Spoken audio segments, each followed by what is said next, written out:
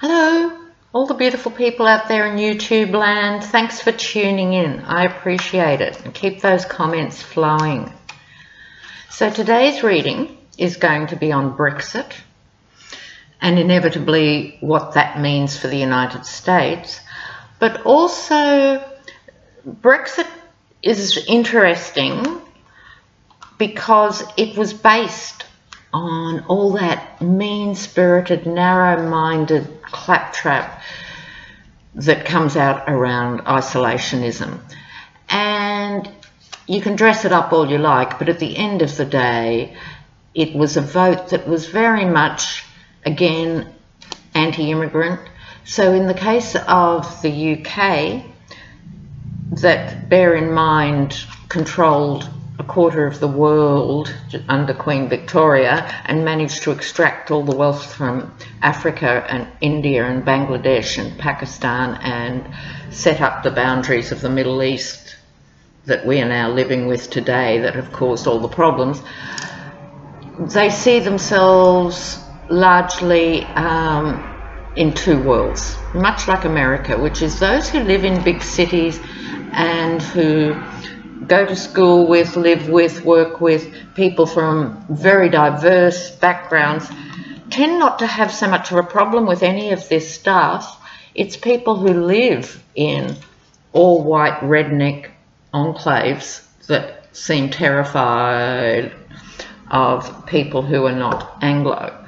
And I really believe the Brexit vote was that. It was also based on a lot of fear and misinformation. So those things are running completely parallel. So this reading will be about Brexit and how that's going to impact on the UK and what lessons could be there for the US. Okay. Brexit, how will that play out for the UK? Brexit. Right, here we go.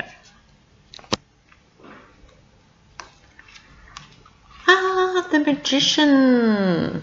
So as the central card, you'd have to think that it was sold by people like Nigel Farage, who was also in Trump's ear and still is and gets rolled out on Fox News and so forth.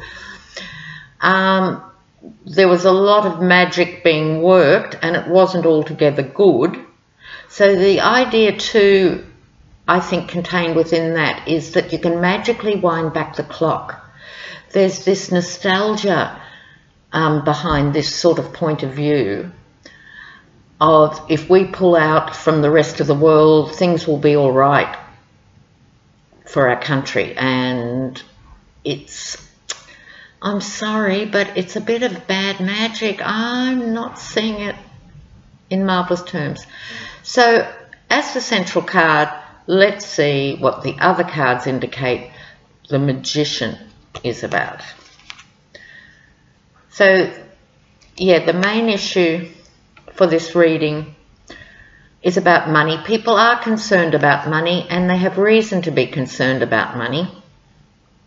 So the problem is that what the concerns about money are for very wealthy people and big corporations is not necessarily the same as what it means for mere mortals who are trying to live a life. So it's nonetheless couched in the terms of the economy.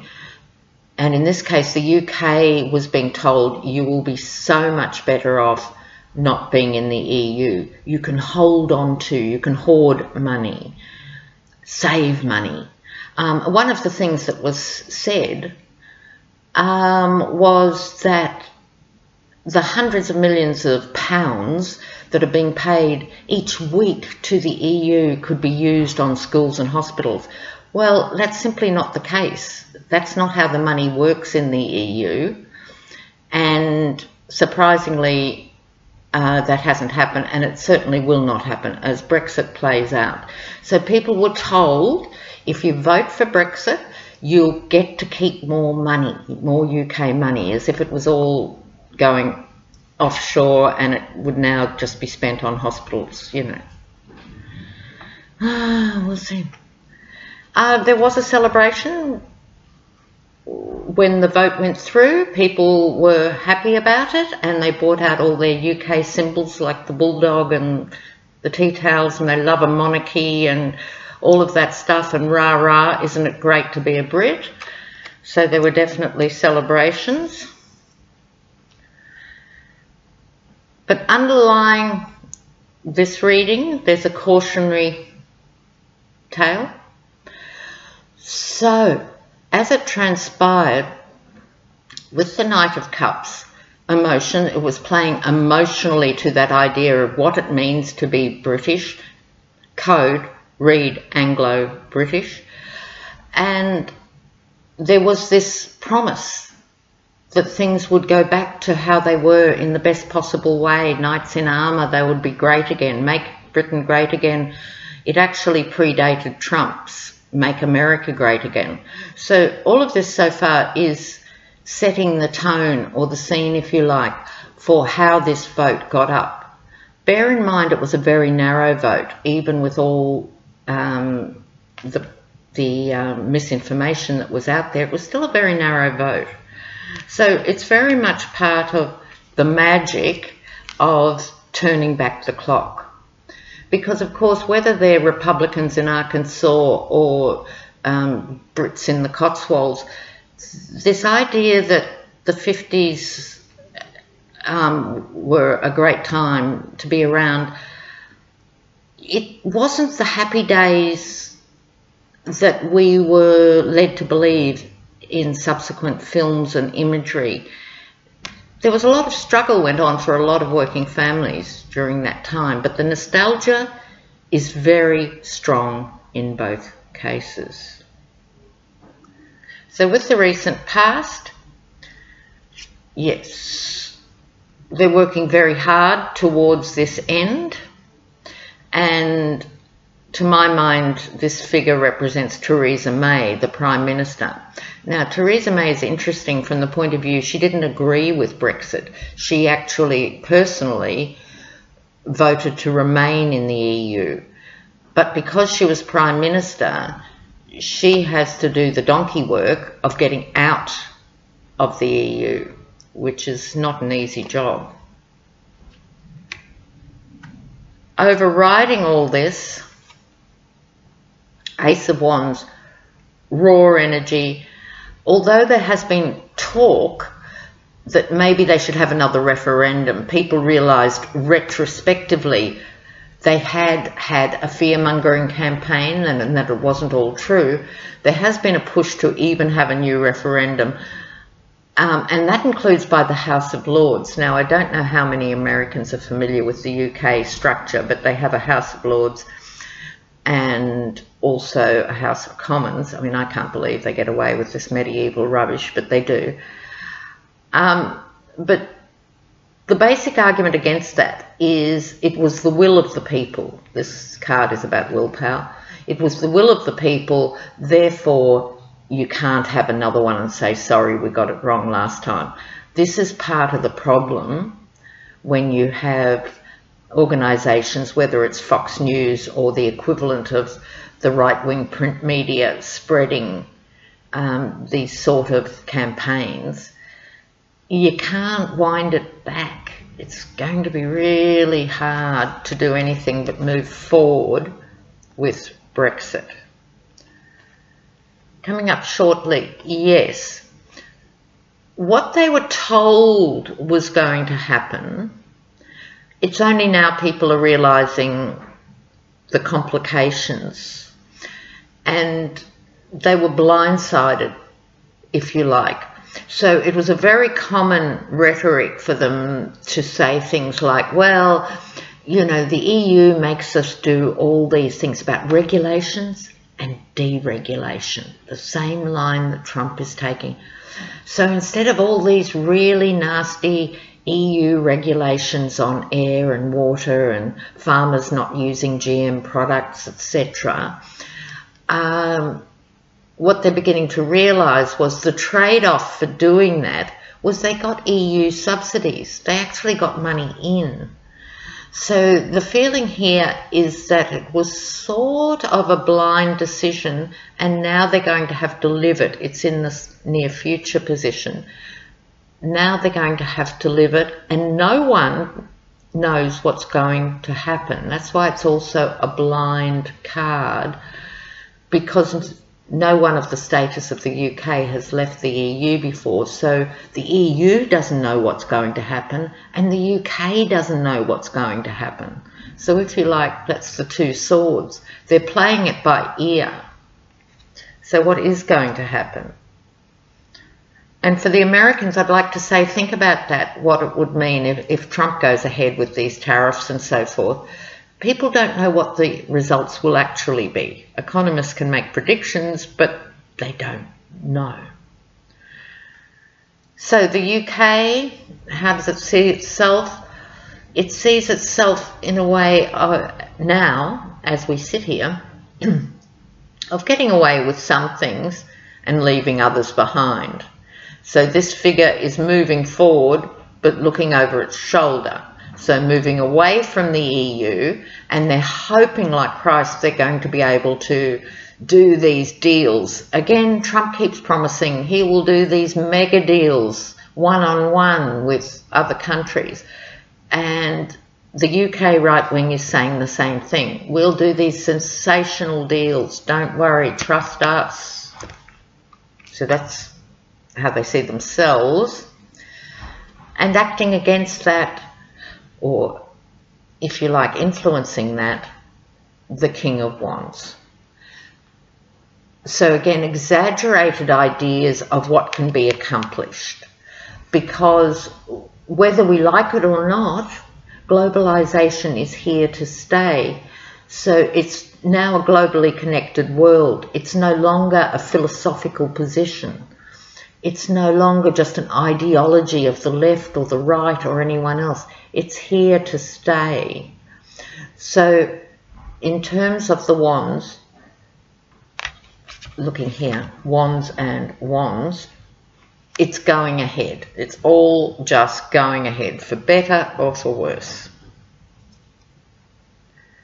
A bit of sunshine, I would like to say. It might not be all bad. Some people will benefit. That's the nature of any big deal. Certain ones will benefit. But it won't be the banking system. But other individuals may well benefit from this outcome. Also, the King of Wands, the exaggerated ideas, would be spending a great deal of time, energy and money putting a positive spin on it. So in fairness, I have to say, it's not all bad, it's not all gloom and doom. So that's the environment.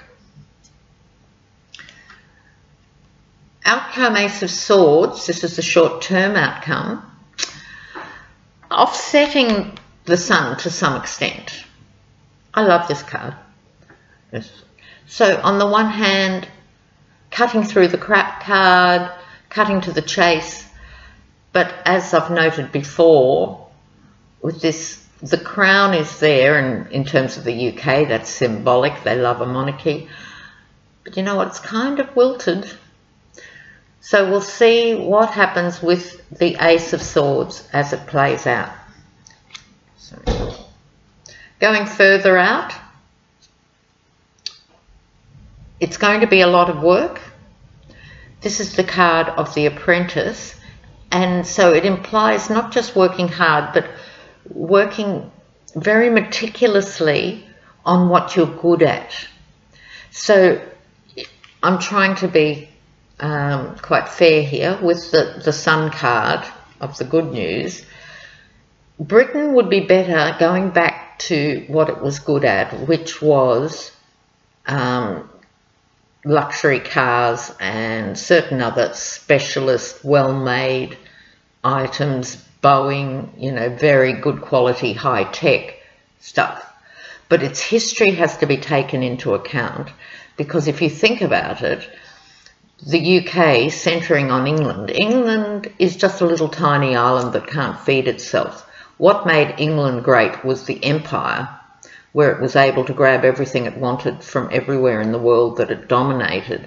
And so it's got to find a new way to earn money. How does Britain earn money now? Well, there's only two major revenue sources. One is North Sea oil, which by rights should be Scottish. It's Scottish oil, and they have kept the bulk of the revenue from Scotland and kept it for themselves in England.